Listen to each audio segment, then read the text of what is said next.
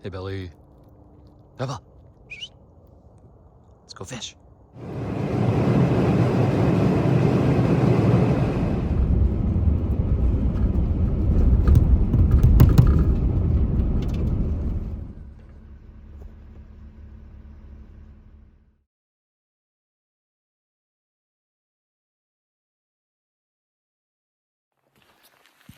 Good morning. Welcome to another video. Couldn't take the dog on this one. I owe my dog a fishing trip because I'm at Cheesman Canyon, and after some very large and tricky trout to catch. It's late November, as you saw, but it's nice. The weather's really in my favor. It's gonna be 60 degrees down in Denver. That helps me out a lot. You can see the trail I'm on is not even snow covered in most spots, just a little bit of ice here and there. But the play today is obviously small, natural presentations. These fish have a PhD in fishermen. You gotta hike in to get to it. Parking lot was about half full, not too bad. But it's gonna be warm today. That's in my favor, but I'm not expecting anything on the surface. It's all about betas, midges, tiny, size 22, 24 flies. If I actually get one today, I'll show you what it bit on. But I'm using a 3-fly rig and what's called a suspension rig. Basically tying a surgeon's knot, and I'm out of shape. Tied a surgeon's knot to keep my split shot in place, and then below that is 3 flies. So I don't think they're gonna be active on the surface today, and I don't think they're gonna bite a bead today. So a suspension rig is gonna have your flies drift more naturally, kind of alongside the bottom, and maybe even up from your split shot a little bit. And that's the play. Got a split shot to get it down there, but then 3 non-weighted flies below that. Maybe a tiny leech, betas, midge, that kind of thing. Like I say, I'll show you if I catch any. But make no mistake about it, this is the kind of spot where one fish is the goal. One fish is the goal, but you hope that fish is over 18 inches. So this is the real deal. This channel's all about keeping things simple and not making it rocket science.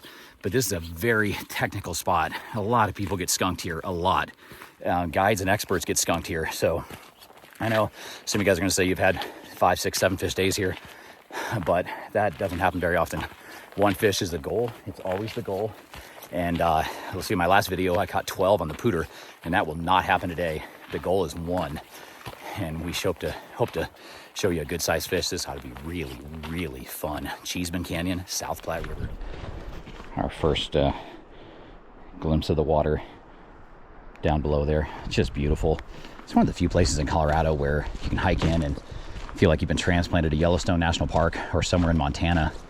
I mean, it's just gorgeous, you know, absolutely gorgeous. To me, you're just missing like a big waterfall and you're in Yellowstone. It's just incredible.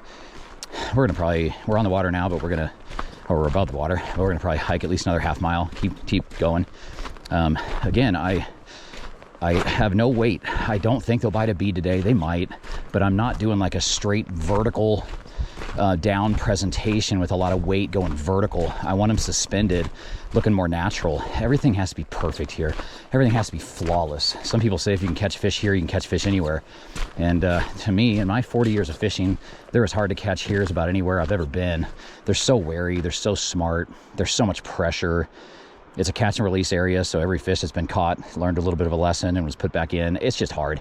Everything's got to be perfect. So that suspension rig is a little bit more natural than having a lot of weight that's going straight down, because I do want to get to the bottom. Make no mistake about that. I want to be bouncing this off the bottom, but in a more natural way. So that suspension rig puts the split shot or your tungsten putty or tungsten mud above your flies. There's a bald eagle. I don't know if you can see that. You probably can't. Beautiful bald eagle soaring through. Wow, that was timely.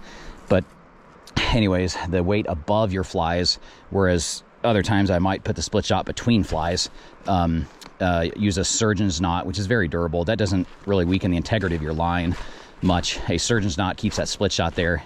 With a suspension rig, those flies are drifting more naturally kind of behind that, almost above that and behind it, and just more natural. So everything has to be perfect. I have a 9-foot 5X leader, and because you want something thick enough to have some backbone, yet thin enough it doesn't scare them. So in my opinion, a 7.5 to 9 foot 5X leader is the play today. And we're gonna turn this GoPro back on when we get to our first spot, and goal is 1 fish. yeah, before I start, actually, two more funny things. I got one guy that, a buddy of mine, that said he's come down here and multiple times seen 20-inch trout rise to an actual bug, an actual mayfly, and an actual grasshopper, and then refuse it. And so he looked at his artificial and was like, what the hell, I have no chance. Literally fish here refusing real flies.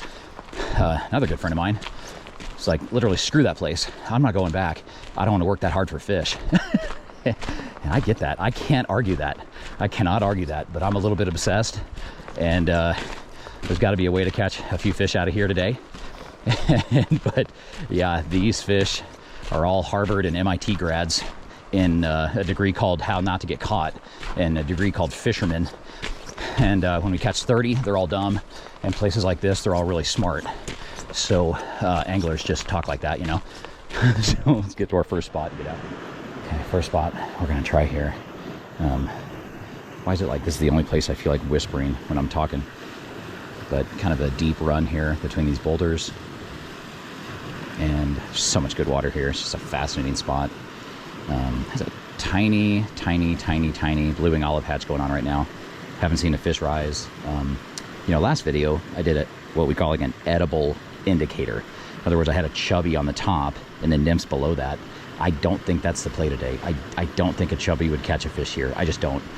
If we get some fish rising, or I want to go after them on the surface, it'll be a size 22, 24 blue-wing olive. That's what's coming off the water right now.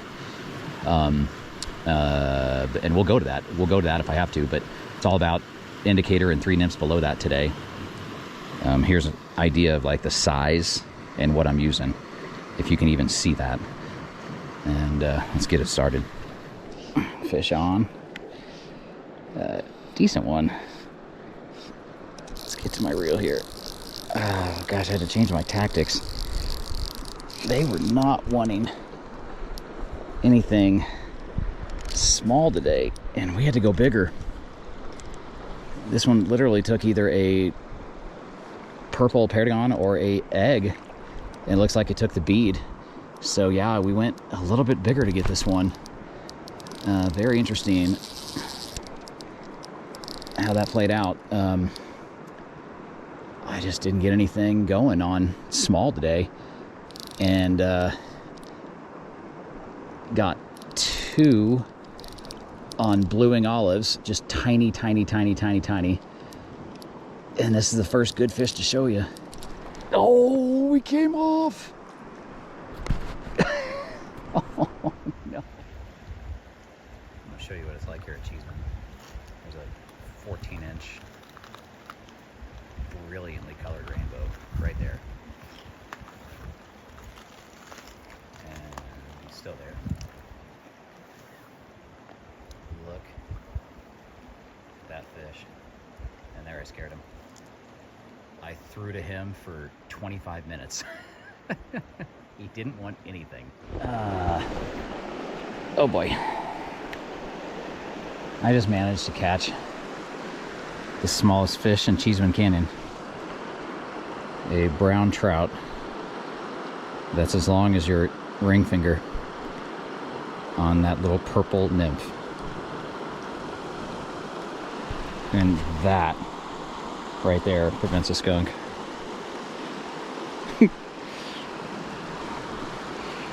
Not sure if that counts though. See you, buddy. And how about that?